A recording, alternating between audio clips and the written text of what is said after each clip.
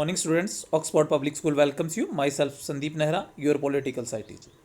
We are studying about lesson 9 globalization. So in last lecture we are discuss about meaning of globalization and causes of globalization, यानी उसका मतलब क्या है और उसको ऊपर किस किस मतलब कारण से क्या है वर्ड के अंदर ग्लोबलाइजेशन है। नेक्स्ट है इम्पैक्ट ऑफ ग्लोबलाइजेशन, या इसको इफेक्ट भी बोल सकते हैं कि ग्लोबलाइजेशन का वर्ड के ऊपर क्या इफेक्ट पड़ा, मतलब क्या क्या चेंजेज आए। तो ग्लोबलाइजेशन का क्या है, सभी तरह की जितनी भी हमारी जैसे कल्चरल हो, इकोनॉमिकल हो, पॉलिटिकल हो, सोशल हो, सभी पार्ट्स के ऊपर क्या है ग्लोबलाइजेशन का क्या है असर दिखाई दिया। मतलब एक न्यू कॉन्सेप्ट वर्ल्ड मार्केट के अंदर आ गया था जिससे काफ़ी चेंजेज हो चुके थे। जैसे अमेरिका के इश्यूज़ क्या है इंडिया के अंदर, या मतलब वहाँ का कल्चर इंडिया के अंदर, इंडिया का कल्चर क्या है फॉरेन्स के अंदर, तो इस तरह से देखा जाने लगा था। तो globalisation has pose many challenges, मतलब हर स्टेट के सामने काफ़ी चैलेंजेस थे। कुछ ने इसको चेंज भी किया, कुछ ने क्या चेंज करने की कोशिश भी की थी। तो to complete the challenges of globalization, states are now required to involve such studies, keeping world market trend is considered। मतलब इन चैलेंजेस को क्या है एक्सेप्ट करने के लिए क्या जरूरत थी, रणनीतियों की जरूरत है। इंडिया ने, मैंने बताया था कि इंडिया में भी प्राइवेटाइजेशन है, लिबरेशन है, इस तरह की पॉलिसीज क्या है डॉक्टर मनमोहन सिंह के द्वारा अपनाई गई थी। वो किसके लिए, क्योंकि ग्लोबलाइजेशन के कारण क्या है प्राइस इंक्रीज हो रहे थे, लगातार बढ़ रहे थे, मल्टीनेशनल कंपनियां लगातार क्या है अलग अलग फॉरेन कंट्री की इंडिया के अंदर आ रही थी।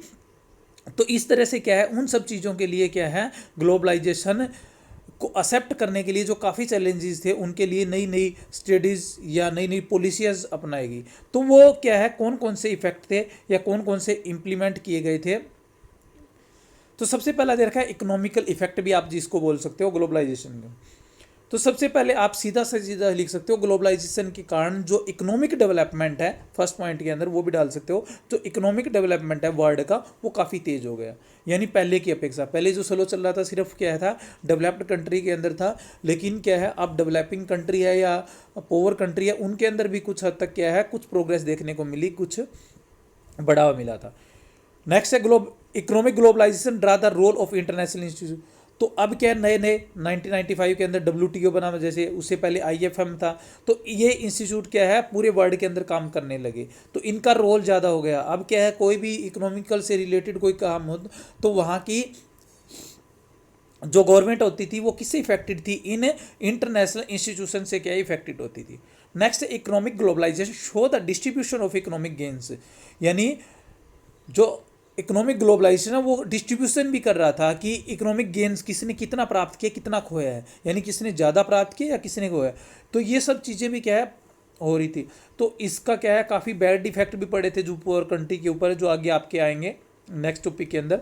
तो economic globalisation involves greater economic flow, यानी एक बहुत ही इकोनॉमिक फ्लो बहुत ज़्यादा तेज़ गति से। आप देखोगे कि 1990 से लेकर के 2000 के बीच में क्या है इकोनॉमिक फ्लो काफ़ी कंट्रीज़ का काफ़ी ज़्यादा, इंडिया का भी हमें काफ़ी ज़्यादा देखने को मिलता है। प्रॉपर्टी के रेट इंक्रीज ज़्यादा हो जाते हैं, हमारी चीज़ों के रेट इंक्रीज ज़्यादा हो जाते हैं। तो इस तरह से क्या है वर्ल्ड के अंदर ये देखने को मिलता है। तो ये कई फॉर्म में था, कॉमर्स के अंदर भी था, कैपिटल्स के अंदर भी था, पीपल्स के अंदर भी था, आइडियाज़ के अंदर भी था।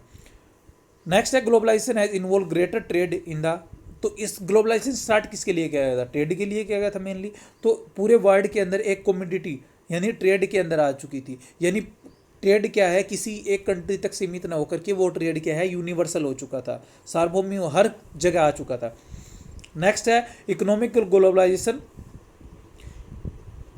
Has created an intention division of opinion all the world. तो इसके लिए क्या है, इसके बारे में पूरे वर्ल्ड के अंदर क्या है विचारों की भरमार थी। मतलब कुछ कंट्रीज़ को अच्छा बता रहे, कुछ कंट्रीज़ को बुरा बता रहे, इसके बैड इफेक्ट भी पड़ रहे थे, गुड इफेक्ट भी थे। अनएम्प्लॉयमेंट क्या है बढ़ने लगा था। Economic globalisation has also lead to the flow of idea. इसके अलावा क्या है पूरे वर्ल्ड के अंदर आइडियाज़ फ्लो हो चुके थे, यानी टेक्नोलॉजी भी जाने लगी थी इंटरनेशनल बाउंड्री से बाहर। काफ़ी कंट्रीज़ क्या है सिर्फ सामान नहीं बेचते थे, अपनी टेक्नोलॉजी को भी बेच रहे थे, जैसे कि जापान ने अपनी टेक्नोलॉजी बेच दी, रसिया ने अपनी टेक्नोलॉजी बेच दी। तो इस तरह से भी क्या है इकोनॉमिक ग्लोबलाइजेशन को बढ़ावा मिला। Developed countries has guarded their borders with visa policy to ensure that citizen of other country can not take. ये बात मैंने आपको पहले भी बताई थी कि लेबर के ऊपर क्या डिसीजन नहीं हो पाया था। इसके अंदर क्या है जो अनडेवलप्ड कंट्री थे या जो डेवलपिंग कंट्री थे उनको ज़्यादा एतराज़ नहीं था, जबकि जो डेवलप्ड कंट्री थे उनको एतराज़ था कि लेबर क्या है उनके कंट्रीज़ के अंदर ना आए।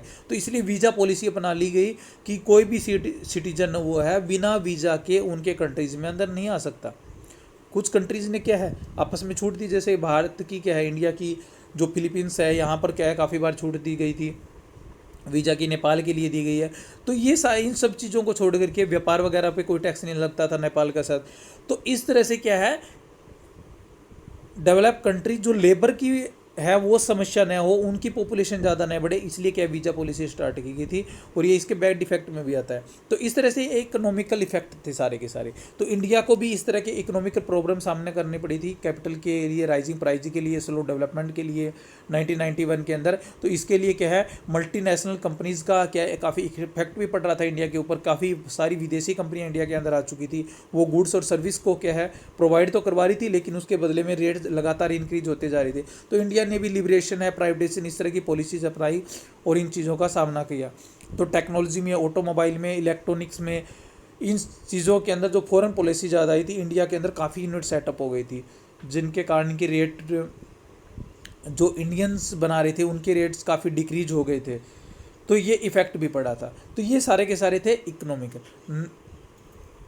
नेक्स्ट आते हैं फिर आप इकोनॉमिकल में 5 या 6 पॉइंट क्या है अच्छे से क्या है इसको, मतलब क्योंकि काफ़ी बार 4 मार्क्स में पूछा जाता है इकोनॉमिकल इफेक्ट जो है वही ज़्यादा पूछे जाते हैं कि ग्लोबलाइजेशन के कारण इकोनॉमिकल इम्प्लीकेशन क्या क्या हुए थे या इकोनॉमिकल इफेक्ट क्या क्या पड़े थे उनके बारे में पूछा जाता है।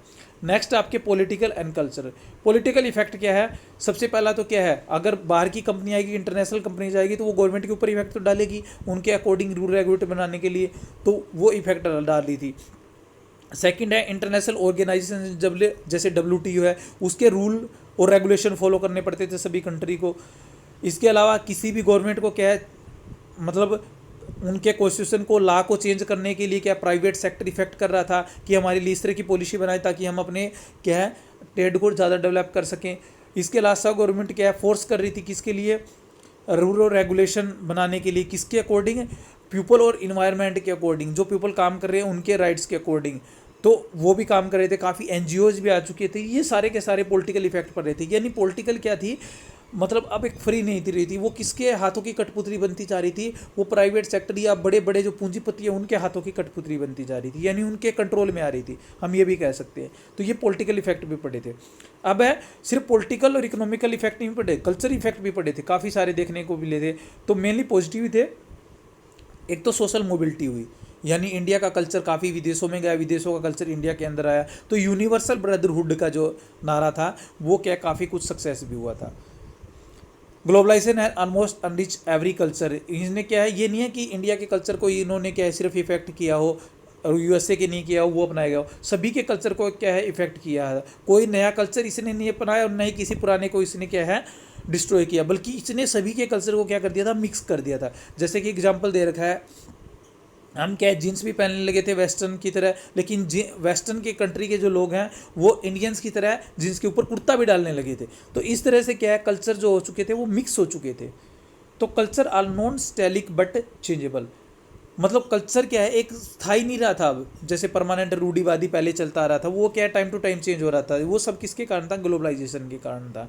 और interaction among different culture has भी लाइक एंड डिसलाइक। तो सभी लोग क्या है, जरूरी नहीं है कि इंडिया का कल्चर क्या इंडिया के लोगों द्वारा पसंद ही किया है, तो वो क्या है सिर्फ अपनी पसंद और नापसंद के हिसाब से क्या है ग्लोबलाइजेशन के अंदर अपने कल्चर में चेंज करने लगे थे। मैंने अभी एग्जांपल दिया था कि जीन्स के ऊपर शर्ट की बजाय कुर्ता वेस्टर्न में डालने लगे थे और इंडिया के अंदर भी, मतलब यहाँ जीन्स आई तो वहाँ कुर्ता चला गया था।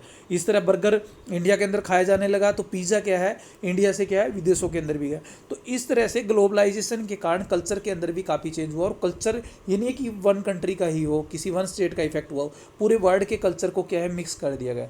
तो ये इसके काफ़ी इफेक्ट थे। इस लेसन में से अगर 6 मार्क्स का कोई क्वेश्चन आता है तो वो यही पूछा जाता है कि what do you mean by globalisation and is economical, political and cultural effect. Mostly अगर पूछा जाता है 6 मार्क्स का क्वेश्चन तो ये। तो ओके, थैंक यू।